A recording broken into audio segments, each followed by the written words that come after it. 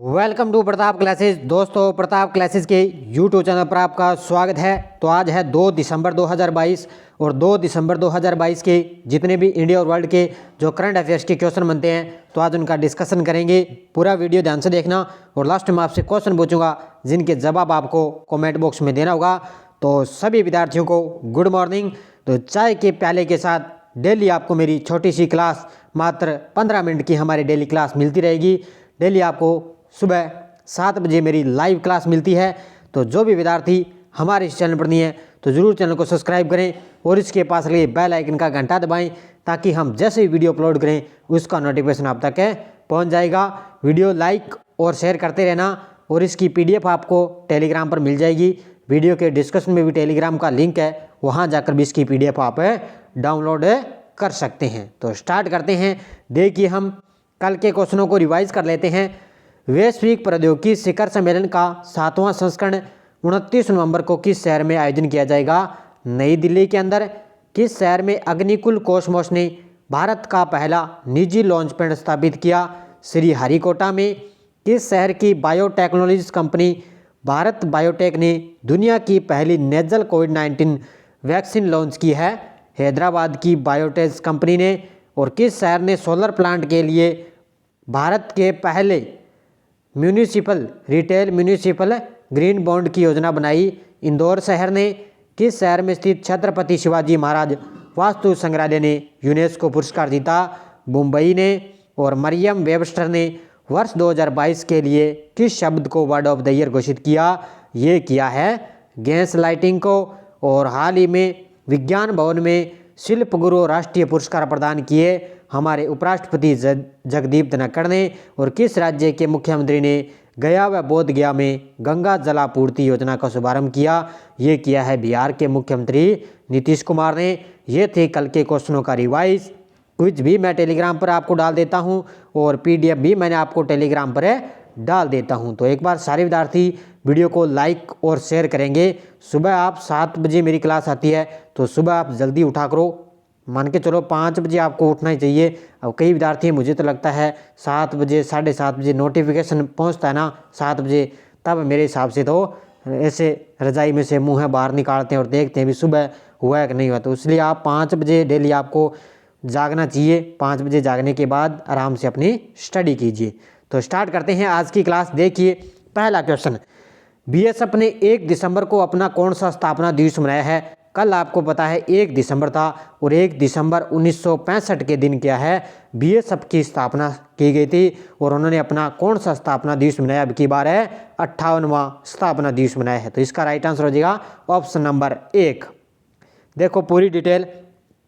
सीमा सुरक्षा बल BSF 1 दिसंबर 2022 को अपना 58वां स्थापना दिवस मना रहा है और ये भारत और पाक, भारत चीन युद्धों के बाद भारत की सीमाओं की सुरक्षा सुनिश्चित करने और उससे जुड़े मामलों के लिए एकीकृत केंद्रीय एजेंसी के रूप में 1 दिसंबर 1965 को BSF का गठन किया गया था। और वर्तमान में BSF का आदर्श वाक्य क्या है? जीवंत पर्यंत कर्तव्य। क्या है? जीवंत पर्यंत इनका कर्तव्य है। और वर्तमान में BSF के महानिदेशक कौन है? पंकज कुमार सिंह वर्तमान में महानिदेशक हैं। तो कल 1 दिसंबर को इसका 58वां स्थापना दिवस बनाया गया है। दूसरा क्वेश्चन देखो, भारत द्वारा G20 की अध्यक्षता ग्रहण करने के उपलक्ष्य में कितने राष्ट्रीय स्मारकों को प्रकाशित किया गया है? और तो कल आपको पता है कल 1 दिसंबर थी। इसके साथ साथ में 1 दिसंबर 2022 से आपको पता है भारत ने G20 की अध्यक्षता ग्रहण की है। तो ये आपको याद रखना है। उसी के उपलक्ष्य में कितने राष्ट्रीय स्मारकों को प्रकाशित किया गया? ये किया गया है 100। कितने किया गया? 100 राष्ट्रीय स्मारकों को प्रकाशित किया गया है। देखो पूरी डिटेल इसकी। केंद्र सरकार ने 1 दिसंबर 2022 को G20 समूह की भारत की अध्यक्षता के पहले दिन को चिन्हित करने के लिए G20 प्रतीक चिन्ह के साथ देश में 100 स्मारकों को रोशन करने का निर्णय लिया। और भारत 1 दिसंबर 2022 से लेकर 30 नवंबर 2023 तक G20 की अध्यक्षता करेगा, यानी कि 1 साल ये अध्यक्षता करेगा। पिछली बार किसने की थी? इंडोनेशिया ने इसकी पिछली बार अध्यक्षता की थी। भारत के G20 प्रेसिडेंसी का विषय क्या है? ये याद रखना है आपको, एग्जाम में पूछा जा सकता है कि भारत के G20 प्रेसिडेंसी का विषय है वसुदेव कुटुंबकम या एक पृथ्वी एक परिवार एक भविष्य, महाउपनिषद के प्राचीन संस्कृत पाठ से ये लिए गए। ये आपके लिए बहुत ही महत्वपूर्ण है, इसको आपको याद रखना है। तो अब 1 दिसंबर 2022 से भारत जो G20 की अध्यक्षता करेगा। तीसरा क्वेश्चन, राष्ट्रपति ने किस पूर्व स्वास्थ्य सचिव को संघ लोक सेवा आयोग का सदस्य नियुक्त किया है? बड़ा ही शानदार क्वेश्चन है कि राष्ट्रपति के द्वारा क्या है संघ लोक सेवा आयोग, इसको बोलते हैं अपने यूपीएससी। क्या बोलते हैं? यूपीएससी बोलते हैं। और अपने राजस्थान में कौन सी है? आरपीएससी। ये आपको पता है, राजस्थान लोक सेवा आयोग आरपीएससी, और यूपीएससी है संघ लोक सेवा आयोग। उसका सदस्य नियुक्त किया है राष्ट्रपति के द्वारा, इनके सदस्य नियुक्त किए जाते हैं। पूर्व स्वास्थ्य सचिव कौन थी? वो थी, ध्यान रखना, प्रीति सूदन। कौन थी? प्रीति सूदन को संघ लोक सेवा आयोग का सदस्य नियुक्त किया गया है। देखो पूरी डिटेल, राष्ट्रपति ने पूर्व स्वास्थ्य सचिव प्रीति सूदन को संघ लोक सेवा आयोग यूपीएससी का सदस्य नियुक्त किया गया। ये ध्यान रखना, महिला का नाम है ये। किसका नाम है? ये एक महिला है, प्रीति सूदन।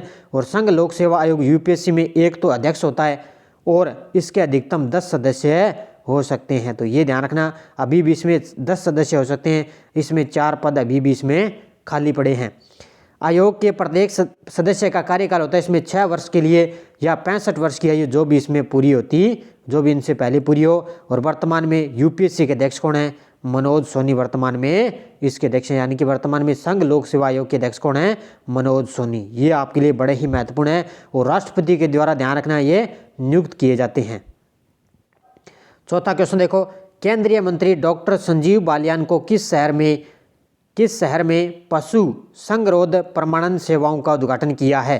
तो राष्ट्रीय, हाल ही में इनको पता है डॉक्टर संजीव बालियान को राष्ट्रीय गोपाल रत्न पुरस्कार इनको दिया गया। तो उन्होंने किस शहर में पशु संगरोध प्रमाणन सेवाओं का उद्घाटन किया? ये किया है, ध्यान रखना, इन्होंने बेंगलुरु के अंदर। किस शहर में? बेंगलुरु में। देखो पूरी डिटेल, केंद्रीय राज्य मंत्री मत्स्य पालन, पशुपालन और डेयरी मंत्रालय डॉक्टर संजीव कुमार बालियान ने राष्ट्रीय दुग्ध दिवस समारोह 2022 के हिस्से के रूप में हेसरघाटा बेंगलुरु में पशु संगरोध प्रमाणन सेवा एक्सयूसीएस का उद्घाटन किया है। तो ये आपको याद रखना है, बस इतना ही कि इन्होंने, किसने? डॉक्टर संजीव कुमार बालियान के द्वारा राष्ट्रीय दुग्ध दिवस समारोह के उपलक्ष्य पर इन्होंने बेंगलुरु में पशु संगरोध प्रमाणन सेवा का उद्घाटन किया है। 5 नंबर क्वेश्चन, किस संगठन का आर्टेमिस 1 मून मिशन का नया हीरो बन चुका है? ये है नासा का। किस संगठन का? ये नासा का है ये आर्टेमिस 1, और ये मून मिशन का नया हीरो बन चुका है। देखो नासा के आर्टेमिस 1 ने एक नया रिकॉर्ड बनाया। ये पृथ्वी से 4 लाख किलोमीटर दूर पहुंचकर इसने इतिहास रच दिया। कितने? 4 लाख किलोमीटर दूर पहुंच चुका है। और अपोलो 13 को पछाड़ कर ये आर्टेमिस 1 मून मिशन का नया हीरो बन चुका है। किसको पछाड़ दिया इसने? अपोलो 13 को पछाड़ दिया। और ये आर्टेमिस 1 है किसका? ये है, ध्यान रखना, नासा का। ये आपसे पूछा जा सकता है। नेक्स्ट देखो, किस राज्य सरकार ने प्रसून जोशी को अपना ब्रांड एम्बेसडर नियुक्त किया है? किस राज्य सरकार ने प्रसून जोशी को अपना ब्रांड एम्बेसडर नियुक्त किया? ये किया है उत्तराखंड की राज्य सरकार ने। किसने किया है?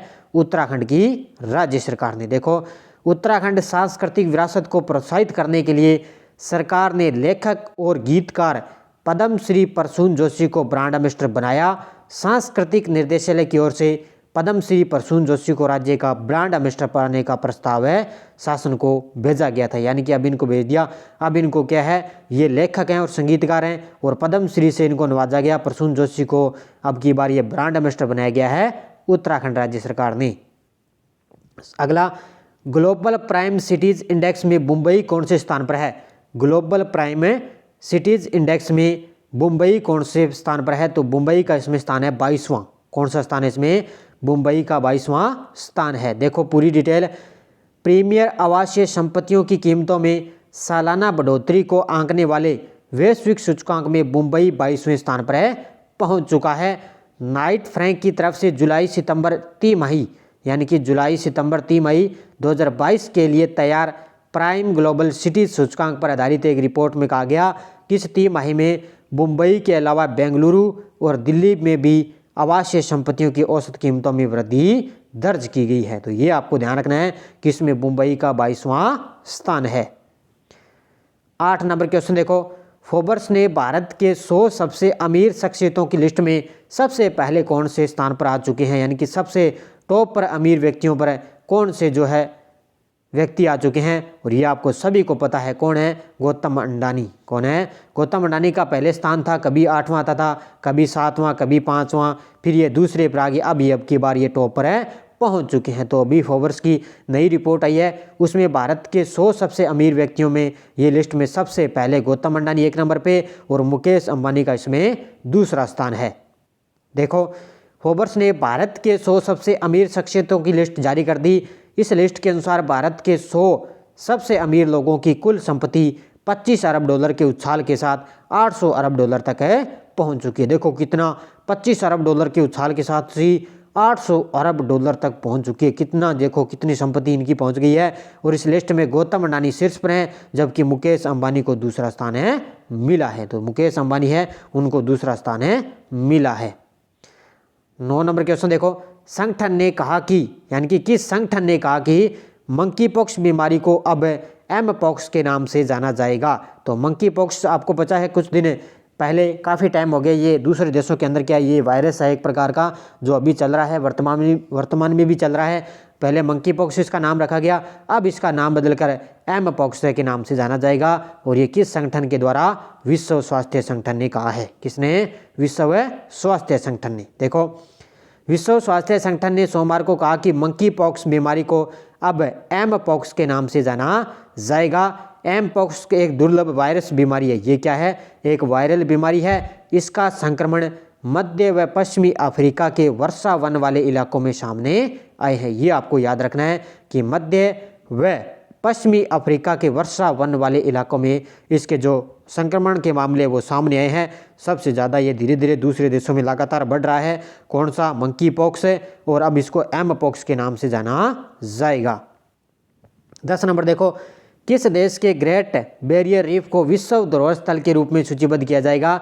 ये है ऑस्ट्रेलिया का। किसका है, ऑस्ट्रेलिया का है ये ग्रेट बैरियर रीफ। इसको अभी विश्व धरोहर स्थल के रूप में सूचीबद्ध किया गया है। बस आपको इतना याद रखना है कि संयुक्त राष्ट्र के एक पैनल ने 29 नवंबर 2022 को सिफारिश की ऑस्ट्रेलिया के ग्रेट बैरियर रीफ को विश्व विरासत स्थल के रूप में सूचीबद्ध किया जाएगा जो खतरे में है। तो ये आपको याद रखना है, इसको जो ऑस्ट्रेलिया के अंदर है ग्रेट बैरियर रीफ, इसको विश्व विरासत स्थल के रूप में सूचीबद्ध किया जाएगा। 11 नंबर, विश्व एड्स दिवस। हाल में विश्व एड्स दिवस कब बनाया गया है। तो कल आपको बता था 1 दिसंबर है, और 1 दिसंबर को क्या है, विश्व एड्स दिवस बनाया जाता है। देखो, हर साल 1 दिसंबर को दुनिया भर में विश्व एड्स दिवस बनाया जाता है। और इस वर्ष एड्स दिवस की थीम क्या रही है, ये देखो, includes a call to action. ये आपको याद रखना है, includes a call to action, ये इसकी बार थीम रही। और ये HIV से संक्रमित लोगों के लिए समर्थन दिखाने और इस बीमारी से जान गंवाने वाली रोगियों को श्रद्धांजलि देने के लिए बनाया जाता है। ये आपको सभी को पता है कि विश्व एड्स दिवस है वो 1 दिसंबर को बनाया जाता है। अब देखो, पिछले वीडियो क्वेश्चन क्या था, भारतीय नौसेना के द्वारा तीसरा बड़ा सर्वेक्षण पोत इक्षक किस शहर में लॉन्च किया गया। ये किया गया विशाखापट्टनम के अंदर। बहुत सारे विद्यार्थियों ने शानदार तरीके से जवाब दिए और सभी विद्यार्थियों को हार्दिक शुभकामनाएं। और अब देखो आपके लिए क्वेश्चन फॉर यू, किस केंद्रीय मंत्री को राष्ट्रीय गोपाल रत्न पुरस्कार से सम्मानित किया गया। सर्बानंद सोनोवाल, डॉक्टर संजीव कुमार बालियान, मनसुख मंडाविया और भूपेंद्र यादव। इसका जवाब आपको कमेंट बॉक्स में देना है। देखो, इन क्वेश्चनों के शानदार तरीके से आपको जवाब दिया करो। पहले तो आपको मेरी क्लास मिलती है, क्लास मिलने के बाद में आपको मैं टेलीग्राम पर क्विज मिलती है। क्विज मिलने के बाद में यहाँ पे सुबह सुबह आपको पहले क्वेश्चनों को, कल के क्वेश्चनों को रिवाइज में मैं करवाता हूँ। फिर आपको वीकली, संडे के दिन वीकली टेस्ट आपको रिवाइज करवाया जाता है। फिर आपको मंथली कंप्लीट होने के बाद जो है मंथली वीडियो आपको उपलब्ध करवाया जाता है। अभी 3 मंथ कंप्लीट होंगे, उसके बाद में आपको 3 महीने का वीडियो मिलेगा। देखो, एक ही क्वेश्चन को कितनी बार आपको रिवाइज करवाया जाएगा। तो यहाँ से क्वेश्चन शायद ही आपका करंट का क्वेश्चन यहाँ से गलत नहीं होना चाहिए। शानदार तरीके से आपको जवाब देने हैं। तो सारे विद्यार्थी वीडियो को जाते जाते लाइक और शेयर करेंगे। आज आपको यश डोज नहीं मिलेगी, तो एक बार सारे विद्यार्थी वीडियो को लाइक शेयर करेंगे। और कल शाम मेरे 7 बजे आपको क्लास मिलती है राजस्थान GK की, और राजस्थान के इतिहास में हमारे टॉपिक चल रहे हैं। कल मैंने राजस्थान के प्रजामंडल से संबंधित आपको टॉपिक है उपलब्ध करवा दिए। बड़े ही शानदार क्वेश्चन मैं लेकर आता हूँ। शाम की क्लास में 7 बजे मेरी डेली लाइव क्लास आती है। तो धन्यवाद सभी विद्यार्थियों को मेरी तरफ से राम राम।